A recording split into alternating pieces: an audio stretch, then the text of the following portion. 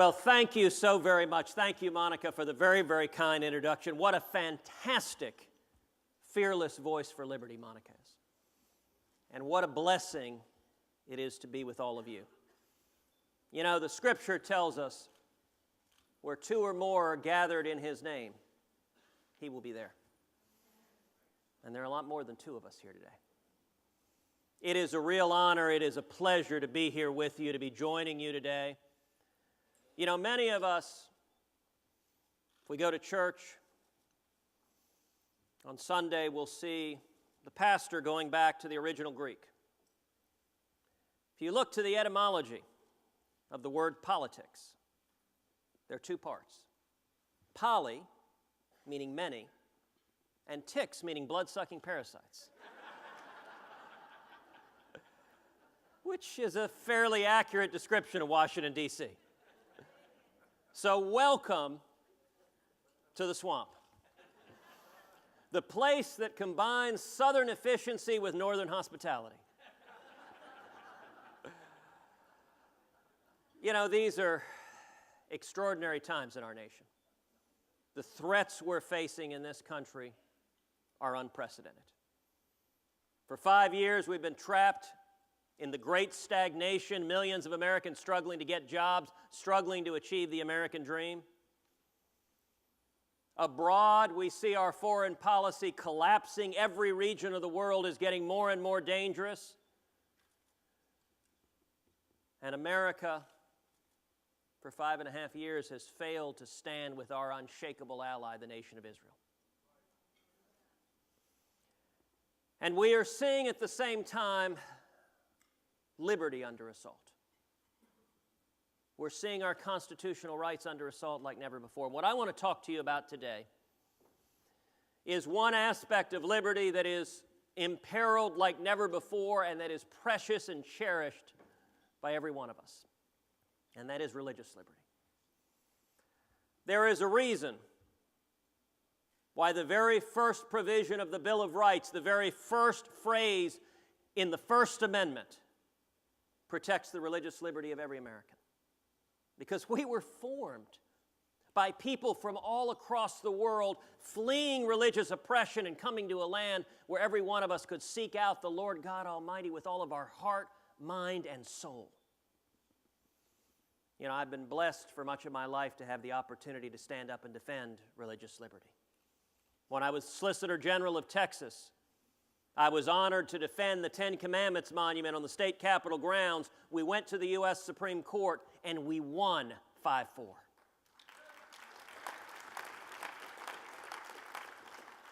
When a federal court of appeals struck down the Pledge of Allegiance because it includes the words "one nation under God," we went to the U.S. Supreme Court defending the Pledge of Allegiance and we won unanimously.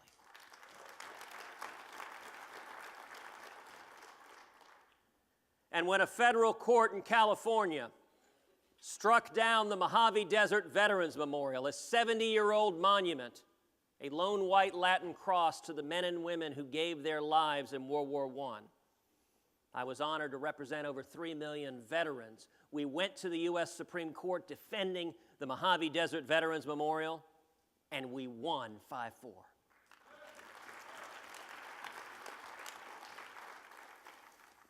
Today, the threats to religious liberty are even greater. And I want to talk about them both here at home and abroad. Here at home, we have an IRS who is asking citizen groups, tell me what books you're reading. Tell me the content of your prayers. Let me tell you something, the federal government has no business asking any American the content of our prayers.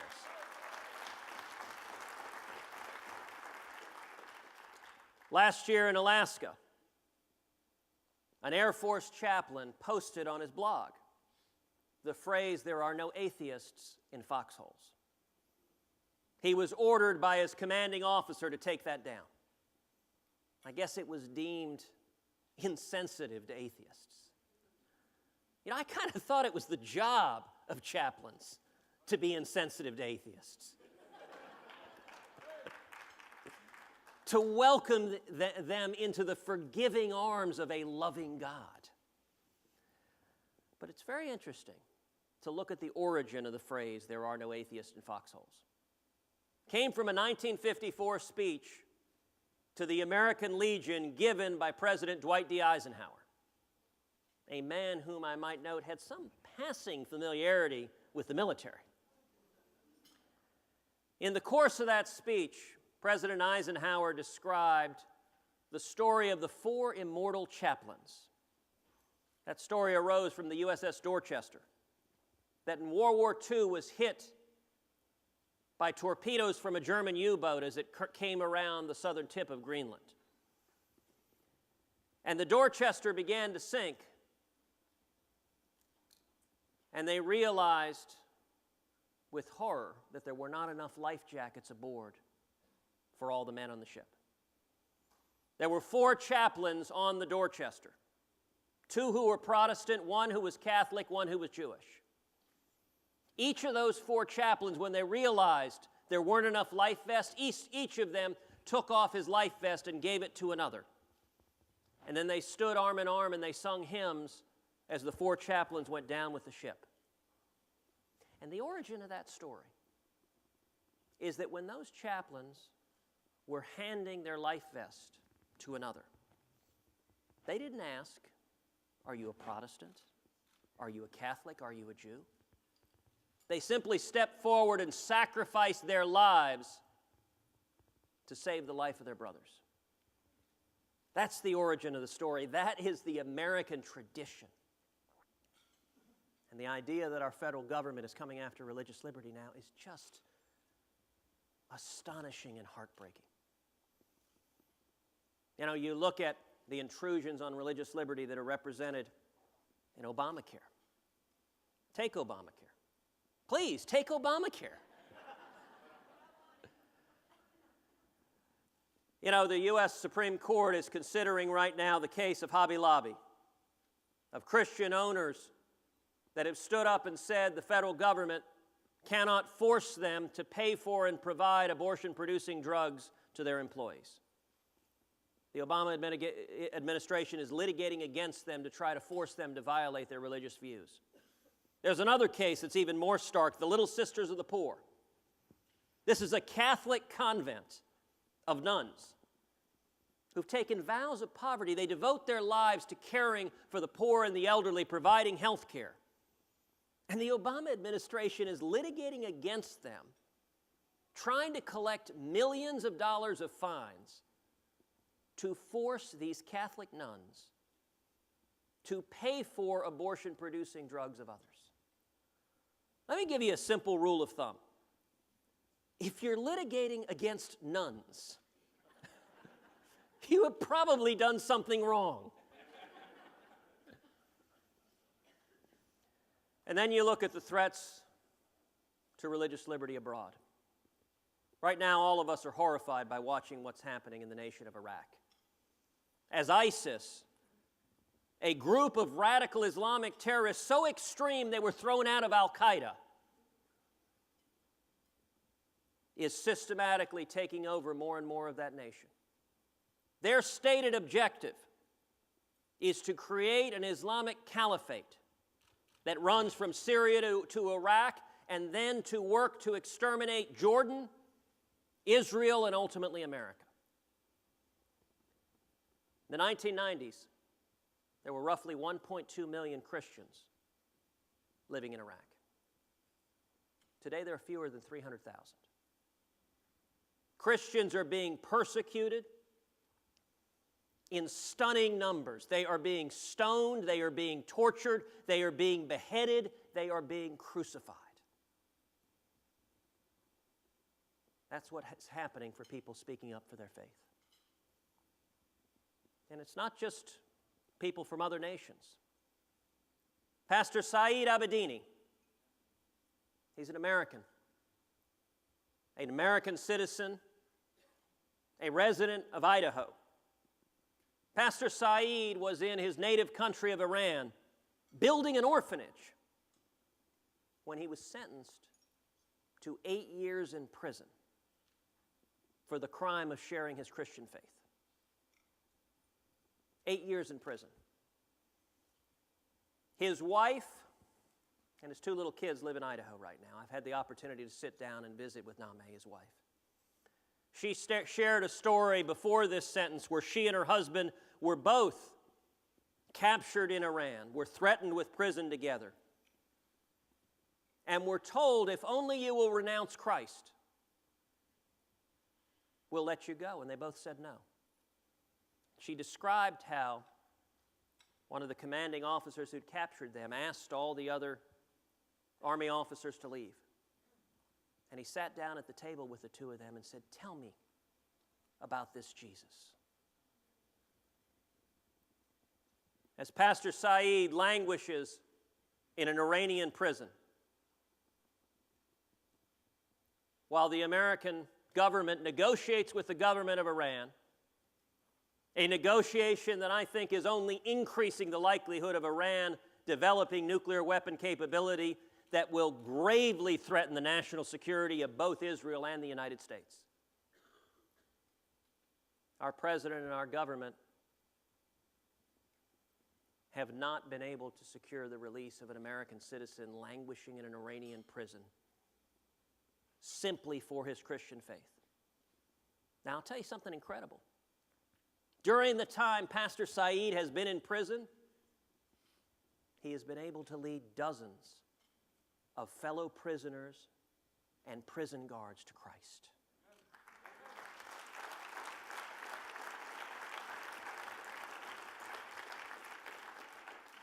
And then you look to another example, the example of Miriam Ibrahim.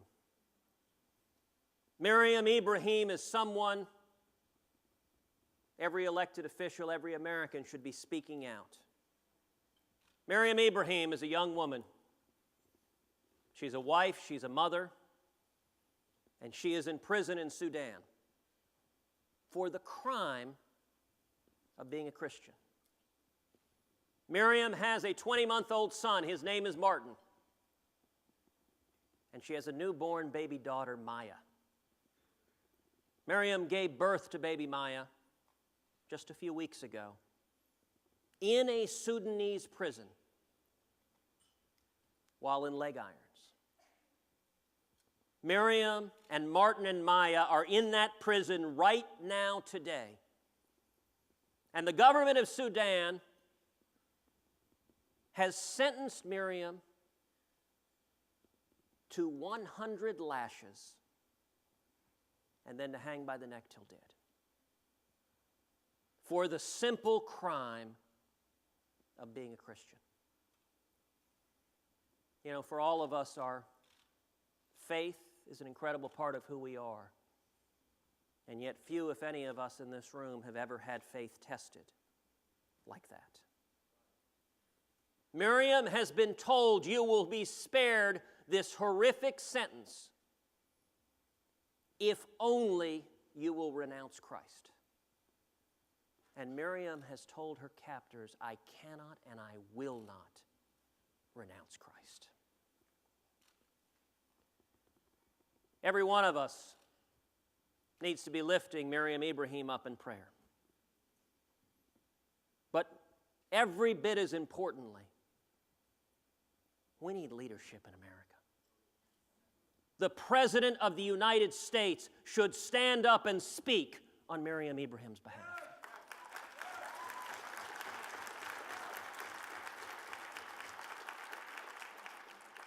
Miriam is married to an American citizen from New Hampshire. Miriam's 2 babies are American citizens, and they are languishing in a prison in Sudan, waiting for their mother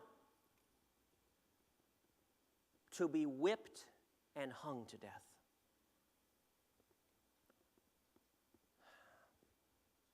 We need to speak out against these atrocities. We need to speak with one uniform, powerful, clarion voice for freedom, and we need the President of the United States to say in no uncertain terms, send Miriam home.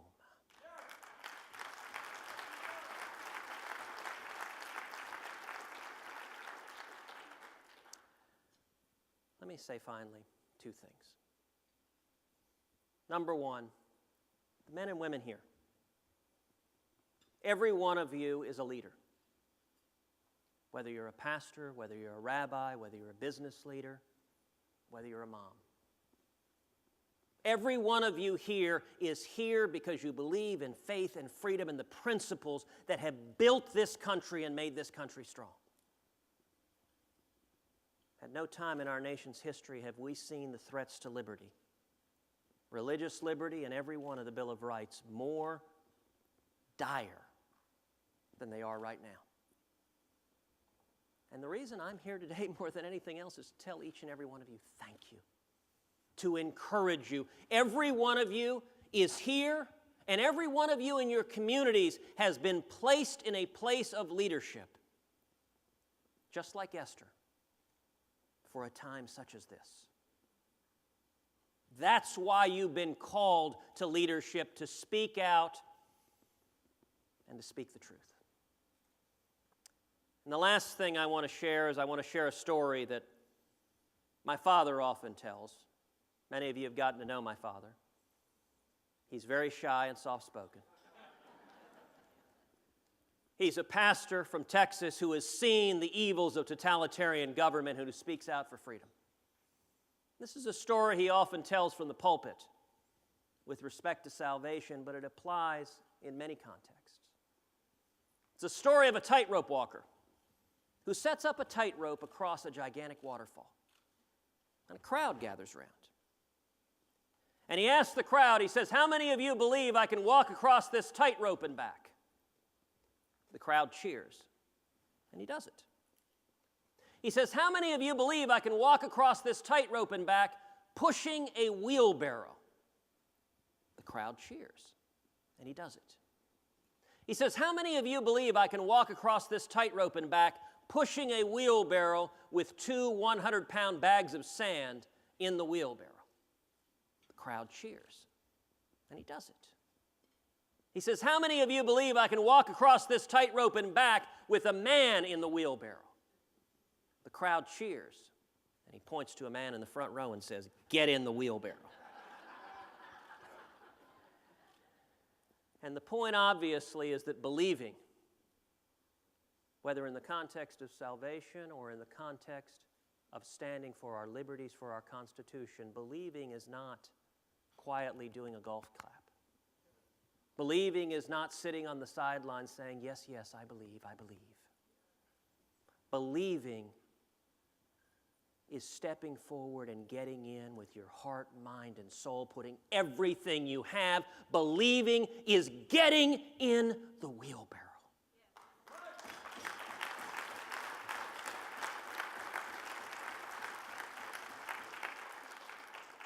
That's what y'all are doing each and every day, and that is what it is going to take across this nation, awakening and energizing the American people. I believe, I am convinced we are going to pull the United States of America back from this precipice, back from this abyss, but it is going to take each and every one of us speaking up in our communities, energizing the people. It is going to take each and every one of us getting in the wheelbarrow. And I just want to say thank you and God bless you as together we work to save the greatest nation in the history of the world. Thank you.